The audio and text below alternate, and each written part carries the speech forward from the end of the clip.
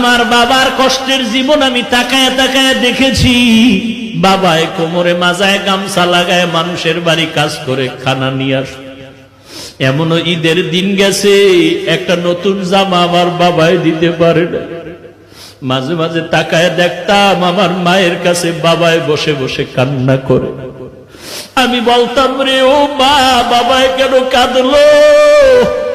মা বলতো, তোরে একটা জামা দিতে পারে নাই, দুঃখে তোর বাবায় কান্না করেছে। এমন কষ্টের জীবন বাড়ায়া তোমার ঘরে আসছি।